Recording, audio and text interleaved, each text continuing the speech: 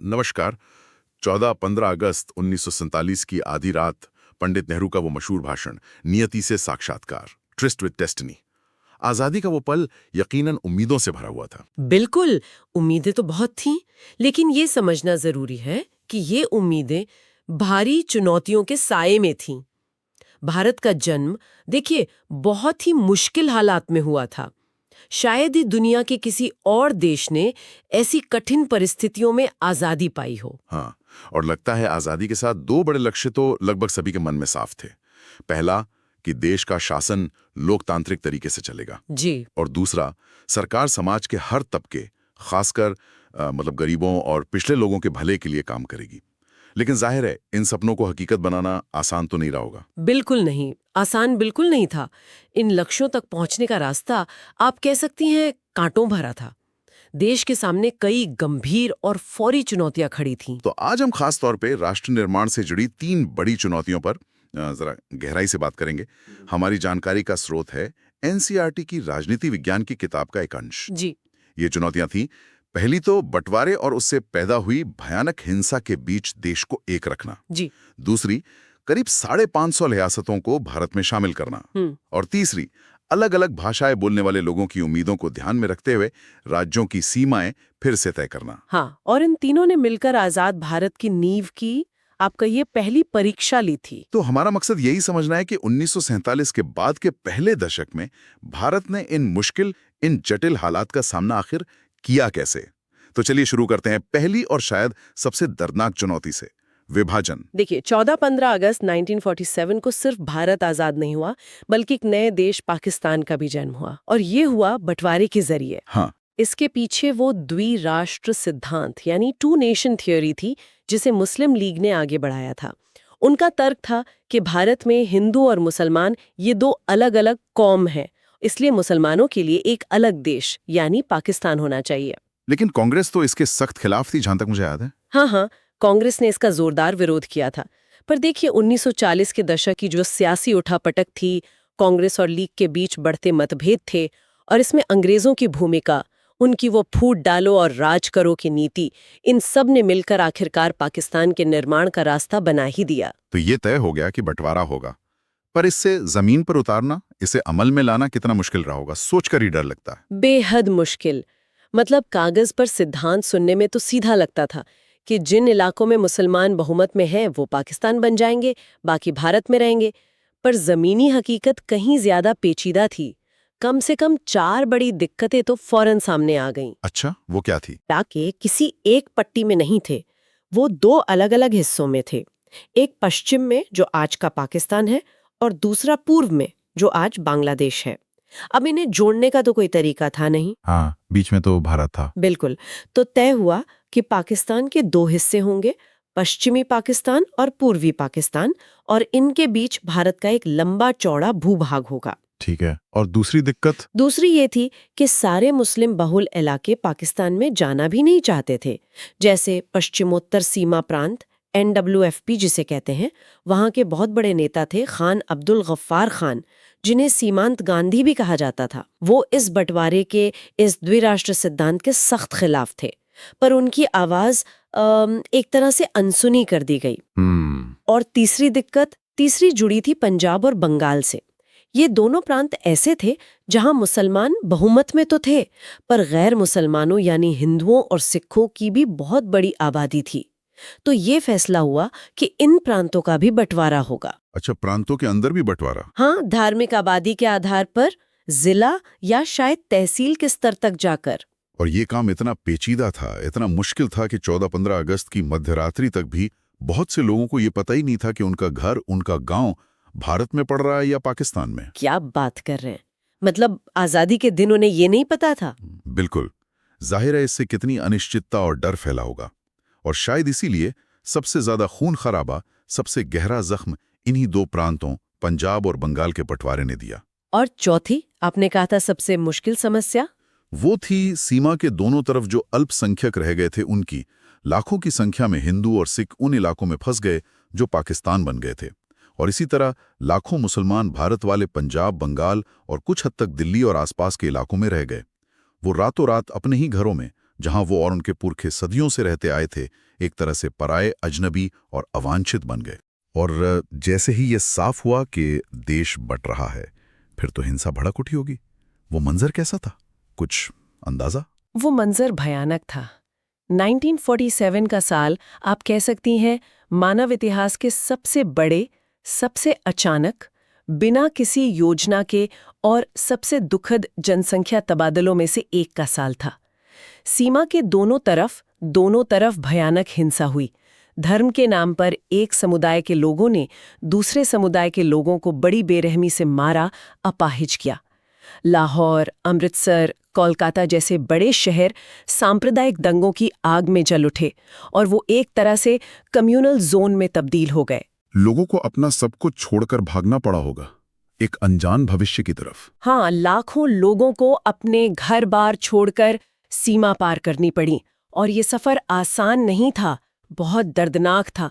लोग पैदल, बैलगाड़ियों पर, ट्रेनों में जैसे भी बन पड़ा निकले, लेकिन रास्ते में भी उन पर हमले हुए, हत्याएं हुईं, बलात्कार हुए, हजारों महिलाओं को अगवा कर लिया गया, उनका धर्म बदला गया, जबरदस्ती शादियां हुईं। कई ऐसे भी मामले सामने आए जहां परिवार के लोगों ने ही खानदान की इज्जत बचाने के नाम पर अपने घर की औरतों और लड़कियों को मार डाला। बच्चे अपने माँ बाप से बिछड़ गए और जो लोग किसी तरह बचकर सीमा पार पहुंच भी गए, उन्होंने पाया कि अब वो शरणार्थी हैं, बेघर हैं। उनके लिए आज़ादी का मतलब था महीनों और कभी-कभी तो सालों तक शरणार्थी शिविरों की जिंदगी। कोई अंदाजा है कि कितने लोग प्रभावित हुए? आंकड़े क्या कहते हैं? अनुमान है कि करीब 80 लाख लोगों को अपना घर छोड़ना पड़ा, वो विस्थापित हुए और 5 से 10 लाख लोग इस बंटवारे से जुड़ी हिंसा में मारे गए। और ये सिर्फ जमीन या जायदाद का बंटवारा नहीं था, ये तो दफ्तरों की मेज, कुर्सी, टाइपराइटर, पेपर क्लिप तक का बंटवारा था। यहां तक कि पुलिस बैंड के बाजे भी बांटे गए, सरकारी कर्मचारी, रेलवे कर्मचारी वो भी बंट गए। लेकिन सबसे ज्यादा दुखद, सबसे ज्यादा दर्दनाक था उन समुदायों का बंटवारा जो सदियों से पड़ोसियों की तरह साथ रहते आए थे। इसे बहुत सही कहा गया है, दिलों का बंटवारा। हाँ, उस दौर के साहित्य में, कहानियों में, कविताओं में ये दर्द झलकता है। सादत हसन मंटो, फैज़ अहमद फैज़, अमृता प्रीतम, इनकी रचनाएं पढ़कर आज भी रोंगटे खड़े हो जाते हैं। फैज़ साहब ही लिखा था ना, ये दाग दाग उजाला, ये शब गजीदा सहर। वो इंतजार था जिसका ये वो सहर तो नहीं। बिल्कुल। और इस पूरी त्रासदी के बीच एक बहुत बड़ा सवाल भी खड़ा हुआ। देखिए, जैसा हमने कहा, भारत के ज्यादातर नेता द्विराष्ट्रीय सिद्धांत को नहीं मानते थे, वो इसके खिलाफ थे, पर बंटवारा तो आखिर धर्म के आधार पर ही हुआ। हाँ, ये तो विरोधाभास लगता है। और पाकिस्तान बनने और वहां से बड़ी संख्या में हिंदुओं और सिखों के आने के बावजूद भारत में एक बड़ी मुस्लिम आबादी तब भी थी। 1951 की जनगणना देखें तो भारत की कुल आबादी में करीब 10-12% मुसलमान थे। तो सवाल ये उठा कि भारत सरकार अपने मुस्लिम नागरिकों और दूसरे धार्मिक अल्पसंख्यकों जैसे सिख, ईसाई, जैन, बौद्ध, पारसी, यहूदी, इनके साथ कैसा बर्ताव करेगी। क्या उस वक्त भारत को एक हिंदू राष्ट्र बनाने का भी कोई दबाव था? हाँ, कुछ हिंदू संगठन जरूर थे जो ऐसा चाहते थे, लेकिन ज्यादातर राष्ट्रीय नेता, खासकर नेहरू, पटेल, मौलाना आजाद और बेशक गांधी जी, वो इस विचार के सख्त खिलाफ थे। उनका ये मानना था, और बहुत दृढ़ता से मानना था, कि भारत एक ऐसा देश बनेगा जहां धर्म के आधार पर किसी के साथ कोई भेदभाव नहीं होगा, सभी नागरिक बराबर होंगे, चाहे उनका मजहब कुछ भी हो। उन्होंने एक धर्मनिरपेक्ष यानी सेक्युलर राष्ट्र का आदर्श चुना और यही आदर्श बाद में हमारे संविधान की आत्मा बना।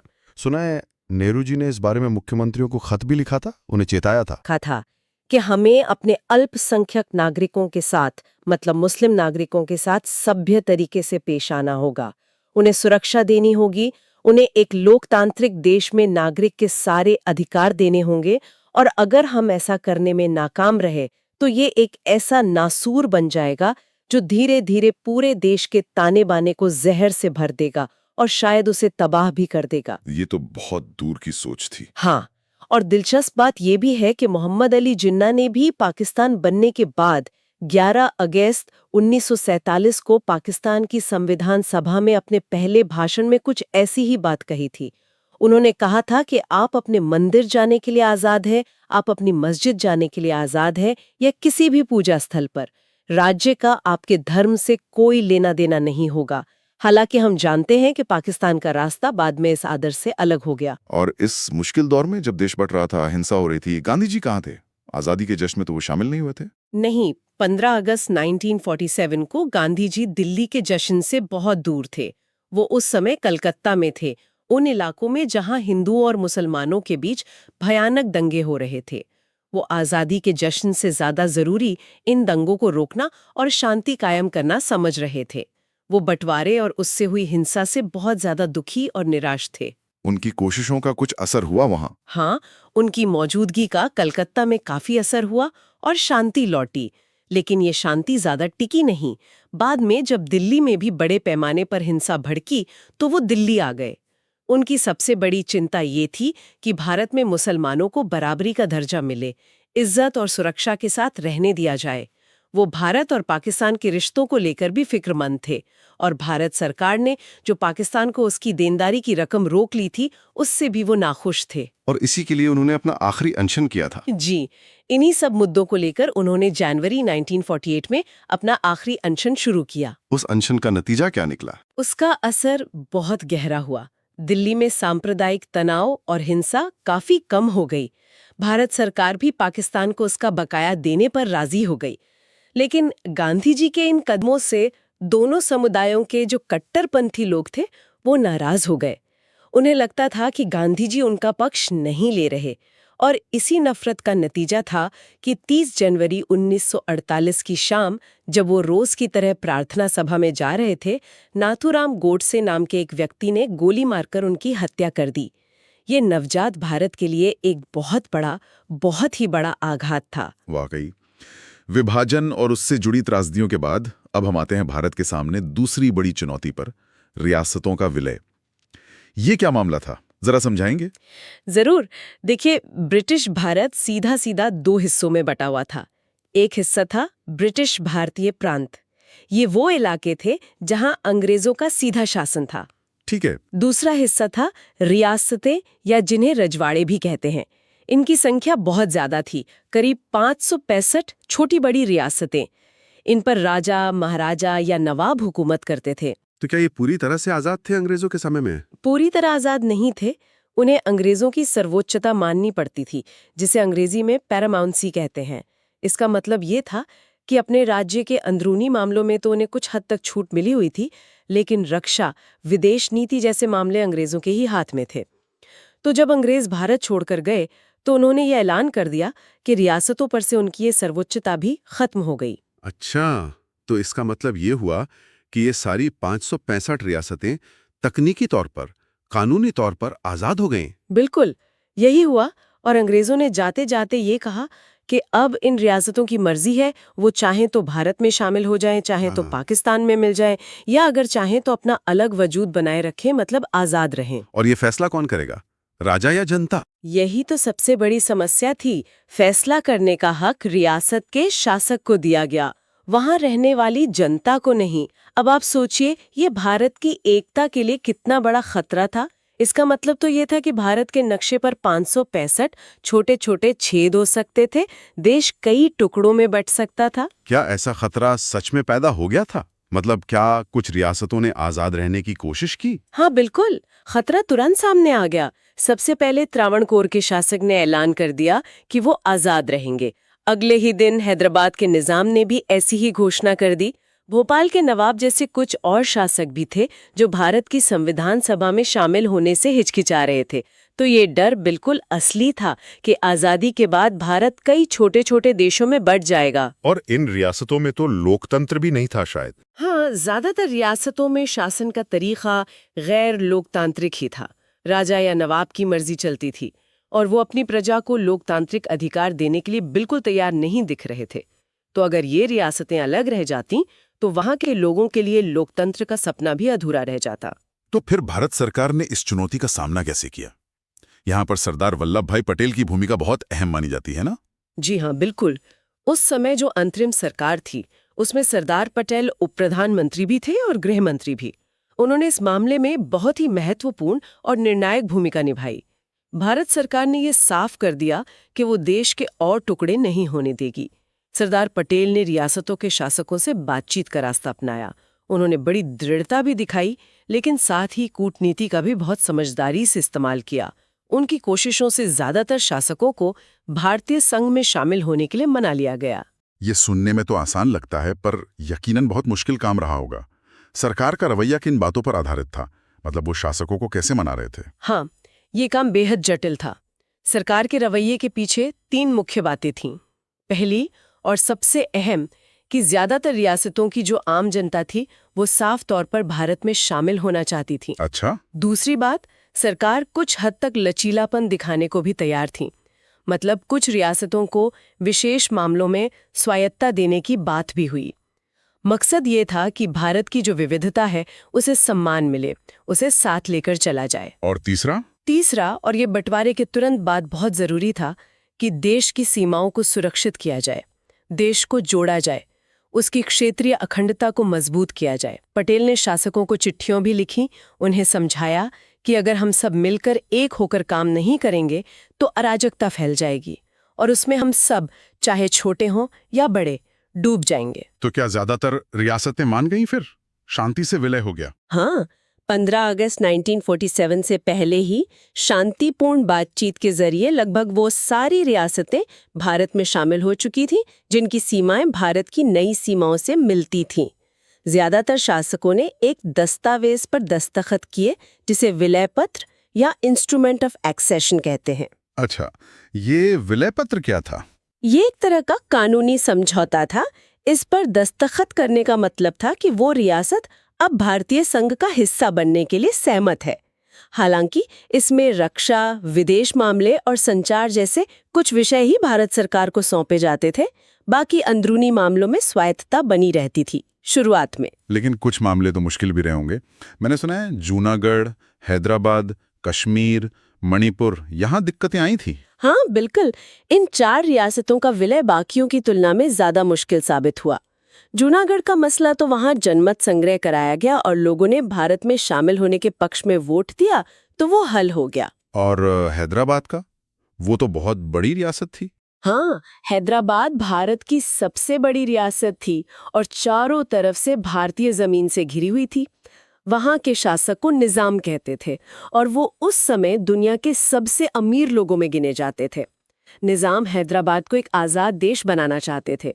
उन्होंने नवंबर 1947 में भारत के साथ 1 साल के लिए यथास्थिति समझौता भी कर लिया। मतलब कि 1 साल तक जैसे हालात हैं वैसे ही रहेंगे और बातचीत चलती रहेगी। लेकिन वहां की जनता क्या चाहती थी? क्या वो निजाम के साथ थी? नहीं, बिल्कुल नहीं। हैदराबाद रियासत की जनता, खासकर तेलंगाना इलाके के किसान, निजाम के दमनकारी शासन से बहुत परेशान थे और उसके खिलाफ आंदोलन कर रहे थे। इस आंदोलन में कम्युनिस्ट पार्टी और हैदराबाद कांग्रेस सबसे आगे थे। और एक खास बात ये कि महिलाएं भी इस आंदोलन में बहुत बड़ी संख्या में शामिल हुई थीं। तो निजाम ने इस आंदोलन से कैसे निपटा? और खासकर गैर मुसलमानों पर बेइंतहा जुल्म ढाए। हत्या, लूटपाट, बलात्कार, अंग भंग करना, उनके अत्याचारों की कोई सीमा नहीं थी। वो बेहद सांप्रदायिक भी थे। तो फिर भारत सरकार को दखल देना पड़ा होगा? हाँ, जब पानी सिर से ऊपर गुजर गया और हालात बेकाबू हो गए तो केंद्र सरकार को मजबूरन सेना भेजनी पड़ी। सितंबर 1948 में भारतीय सेना हैदराबाद में दाखिल हुई ताकि निजाम की फौज और रजाकारों पर काबू पाया जा सके। कुछ दिनों तक रुक रुक कर लड़ाई चली और फिर निजाम ने आत्मसमर्पण कर दिया। इस तरह हैदराबाद का भारत में विलय पूरा हुआ। और मणिपुर का मामला क्या था? वहां भी कुछ पेचीदगी थी? हाँ, थोड़ी अलग तरह की। मणिपुर के महाराजा थे बोधचंद्र सिंह। उन्होंने भारत की आज़ादी से कुछ दिन पहले ही विलय पत्र पर दस्तखत कर दिए थे, लेकिन इस आश्वासन पर कि मणिपुर की जो आंतरिक स्वायत्तता है, मतलब अंदरूनी मामलों में जो आज़ादी है, वो बनी रहेगी। अच्छा। फिर वहां जनता का दबाव पड़ा तो महाराजा ने जून 1948 में मणिपुर में चुनाव करवाए और इस तरह मणिपुर एक संवैधानिक राजतंत्र बन गया। यानी राजा तो रहे लेकिन एक चुनी हुई विधानसभा भी बनी। दिलचस्प बात यह है कि मणिपुर भारत का पहला हिस्सा था जहां सार्वभौमिक वयस्क मताधिकार के आधार पर चुनाव हुए थे। यानी हर वयस्क नागरिक को वोट देने का अधिकार था। ये तो बड़ी बात है। फिर विलय में क्या दिक्कत आई? दिक्कत आई वहां की विधानसभा में। विलय के सवाल पर वहां जबरदस्त मतभेद थे। जो राज्य कांग्रेस पार्टी थी वो तो भारत में विलय चाहती थी, लेकिन कई दूसरी राजनीतिक पार्टियां इसके सख्त खिलाफ थीं। वो मणिपुर की स्वायत्ता बनाए रखना चाहती थीं। तो फिर विलय हुआ कैसे? आखिरकार भारत सरकार ने महाराजा पर दबाव बनाया और सितंबर 1949 में उनसे विलय समझौते पर दस्तखत करवाने में कामयाब रही। हालांकि इस पर आज भी मणिपुर में कुछ बहसें होती हैं कि ये दबाव कितना जायज था। तो विभाजन की त्रासदी झेलने और सैकड़ों रियासतों को एक करने के बाद क्या राष्ट्र निर्माण का काम पूरा हो गया या अभी और भी चुनौतियां थीं? नहीं, अभी काम पूरा नहीं हुआ था। एक और बहुत बड़ी चुनौती इंतजार कर रही थी और वो थी देश के अंदर राज्यों की सीमाओं को फिर से तय करना, उनका पुनर्गठन करना। अच्छा, मतलब जो आज हम राज्य देखते हैं उनकी सीमाएं तय करना, ये क्यों जरूरी था? ये सिर्फ नक्शे पर लकीरें खींचने का मामला नहीं था। देखिए, अंग्रेजों के जमाने में जो प्रांतों की सीमाएं बनी थी वो या तो उनकी प्रशासनिक सुविधा के हिसाब से बनी थी या बस जैसे जैसे उन्होंने इलाके जीते थे वैसे वैसे बन गई थी। उसमें लोगों की भाषा या संस्कृति का कोई खास ध्यान नहीं रखा गया था। हाँ, ये बात तो है।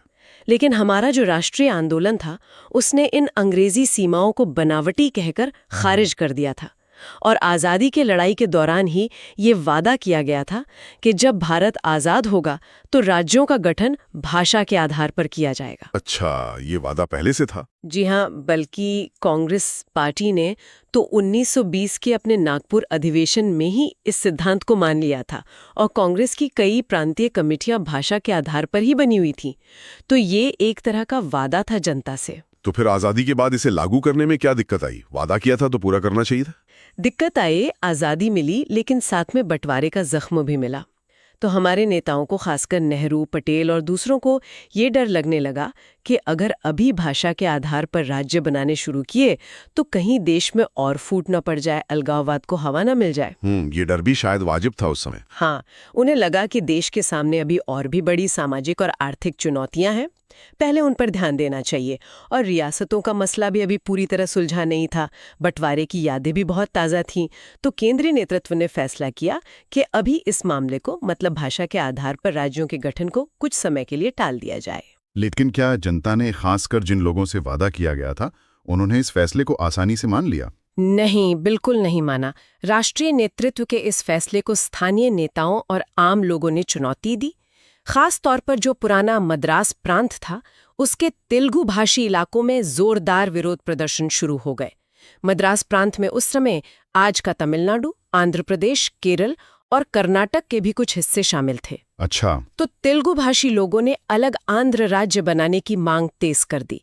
इस आंदोलन को विशालांध्र आंदोलन कहा गया। उनकी मांग थी कि तेलुगु भाषी इलाकों को मद्रास प्रांत से अलग करके एक नया आंध्र प्रांत बनाया जाए। तो इस आंदोलन का क्या नतीजा निकला? सरकार ने उनकी मांग मानी? शुरुआत में केंद्र सरकार हिचकिचाती रही, टालमटोल करती रही। इसका नतीजा ये हुआ कि आंदोलन और तेज हो गया। फिर पोट्टे श्री रामुलु नाम के एक बहुत सम्मानित कांग्रेस नेता और पुराने गांधीवादी थे, वो इस मांग को लेकर अनिश्चितकालीन भूख हड़ताल पर बैठ गए। भूख हड़ताल पर? हाँ, और 56 दिनों की भूख हड़ताल के बाद उनकी मृत्यु हो गई। इसके बाद तो जैसे आंध्र क्षेत्र में आग लग गई, जबरदस्त अशांति फैल गई, जगह जगह हिंसक प्रदर्शन होने लगे, लोग बड़ी संख्या में सड़कों पर उतर आए। पुलिस फायरिंग में कई लोग घायल हुए, कुछ मारे भी गए। मद्रास में कई विधायकों ने विरोध में अपनी सीटों से इस्तीफा दे दिया। आखिरकार हालात इतने बिगड़ गए कि प्रधानमंत्री नेहरू को दिसंबर 1952 में मजबूरन एक अलग आंध्र राज्य बनाने की घोषणा करनी पड़ी। बाप रे, मतलब एक नेता के बलिदान और जनता के जबरदस्त दबाव के बाद ये मांग मानी गई। बिल्कुल, जनता के दबाव ने सरकार को झुका दिया और आंध्र के बनने का असर ये हुआ कि देश के दूसरे हिस्सों में भी, जहां लोग भाषा के आधार पर अलग राज्य चाहते थे, उनके आंदोलनों को जबरदस्त बल मिला। तो फिर सरकार ने क्या किया? क्या हर जगह आंदोलन का इंतजार किया? नहीं, सरकार समझ गई कि अब इस मामले को और टाला नहीं जा सकता। इतना दबाव बन गया कि केंद्र सरकार को 1953 में राज्यों की सीमाओं के सवाल पर फिर से विचार करने के लिए एक आयोग बनाना पड़ा। इसे राज्य पुनर्गठन आयोग यानी स्टेट्स रीऑर्गेनाइजेशन कमीशन या SRC कहा जाता है। इस आयोग ने क्या कहा? क्या सिफारिशें दी? इस आयोग ने अपनी रिपोर्ट में ये बात मान ली कि हाँ, राज्यों की जो सीमाएं हैं वो मोटे तौर पर अलग अलग भाषाओं की सीमाओं से मेल खानी चाहिए। मतलब भाषा को राज्यों के गठन का मुख्य आधार माना गया। इसी आयोग की रिपोर्ट के आधार पर 1956 में संसद ने राज्य पुनर्गठन अधिनियम पास किया। और इससे कितने राज्य बने? इस कानून के तहत 14 राज्य और 6 केंद्र शासित प्रदेश बनाए गए। इसने भारत के अंदरूनी नक्शे को काफी हद तक वो शक्ल दी जिसे हम आज पहचानते हैं। हालांकि बाद में और भी बदलाव हुए। तो वो जो डर था शुरुआत में नेताओं को कि भाषा के आधार पर राज्य बनाने से देश टूट जाएगा, बिखर जाएगा, क्या वो डर सही साबित हुआ? इससे उनमें भारतीय संघ के प्रति अलगाव नहीं बल्कि जुड़ाव की भावना बढ़ी।